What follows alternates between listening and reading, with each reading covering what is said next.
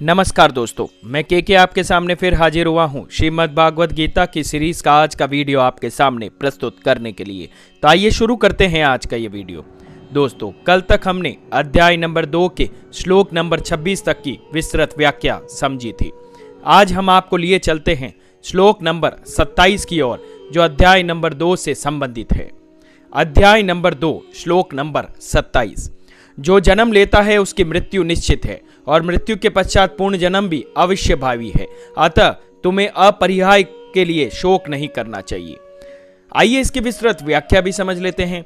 अंग्रेजी भाषा में कहावत प्रचलित है कि एज श्योर एज डेथ, मृत्यु की भांति अटल।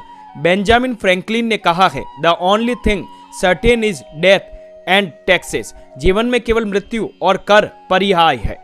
जीवन में सबसे सुनिश्चित तथ्य यह है कि एक दिन हमारी मृत्यु अवश्य होगी। मनोवैज्ञानिक मृत्यु के भय को जीवन का सबसे भयानक सत्य बताते हैं। पतंजलि के योग दर्शन में भी अभिनिवेश या किसी भी स्थिति में जीवित रहने की स्वाभाविक इच्छा को लौकिक बुद्धि के लक्षण के रूप में चित्रित किया गया है। लेकिन जो जन्म लेता है उसकी मृत्यु भी अनिवार्य है, इसलिए जो अवश्य भावी है उसके लिए शोक किया जाए। महाभारत काल में इससे संबंधित एक दृष्टांत है। अपने निर्वासन काल के दौरान एक दिन वन में घूमते हुए पांडवों को प्यास लगती है और वे एक कुएं के पास पहुंचते हैं। तब युधिष्ठिर ने भीम को कुएं से जल निकालकर लाने को कहा।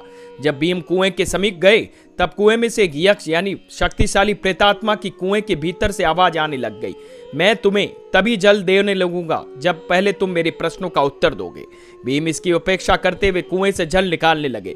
तब यक्ष ने उसे कुएं में खींच लिया। कुछ समय पश्चात जब भीम लौट कर नहीं आए तब युधिष्ठिर ने अर्जुन से भीम को खोजने और जल लाने को कहा। फिर जब अर्जुन कुएं के पास पहुंचे तब यक्ष ने उससे भी यह कहा, मैंने पहले ही तुम्हारे भाई को बंदी बना लिया है और यदि तुम भी मेरे प्रश्नों का सही उत्तर नहीं दोगे तब मैं भी तुम्हें जल में लेने का प्रयास करूंगा। अर्जुन ने भी इसका अनसुना किया और यक्ष ने उसे भी कुएं में डाल दिया। नकुल और सहदेव ने भी उन्हीं का अनुकरण किया और उन्हें भी वैसा ही परिणाम भुगतना पड़ा। अतः युधिष्ठिर स्वयं कुएं पर आए।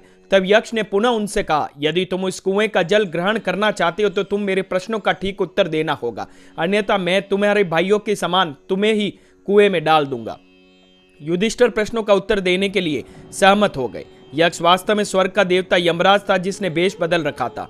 उसने युधिष्ठिर से 7 प्रश्न का उत्तर पूछा, जिनका उनसे एकदम उपयुक्त उत्तर दिया। जिसमें से एक प्रश्न था किम आश्चर्यम, अर्थात आश्चर्य क्या है, था जिसका उत्तर युधिष्ठिर ने निम्न प्रकार से दिया। ये दोहा महाभारत में लिखा गया है। इसका मतलब है प्रतिक्षण लोग मृत्यु को प्राप्त हो रहे हैं और जो जीवित है वे इस सत्य को देख रहे हैं, परंतु वे यह नहीं सोचते कि एक दिन उन्हें भी मरना है। उससे अधिक और क्या आश्चर्य हो सकता है। श्री कृष्ण भी इस श्लोक में यह समझा रहे हैं कि एक दिन जीवन का अंत अपरिहार्य है, इसलिए बुद्धिमान व्यक्ति को इस अनिवार्य मृत्यु के लिए शोक नहीं करना चाहिए। तो दोस्तों, कैसी लगी आज की यह जानकारी? अगर मेरी ये श्रीमद् भागवत गीता की सीरीज आप लोगों को पसंद आ रही है और मेरा ये चैनल के सब जानता है, आप लोगों को कैसा लगता है, प्लीज हमें लाइक शेयर सब्सक्राइब करना ना भूले और हाँ, हमारे कमेंट सेक्शन में हमें प्यार और लाइक जरूर दीजिएगा। धन्यवाद।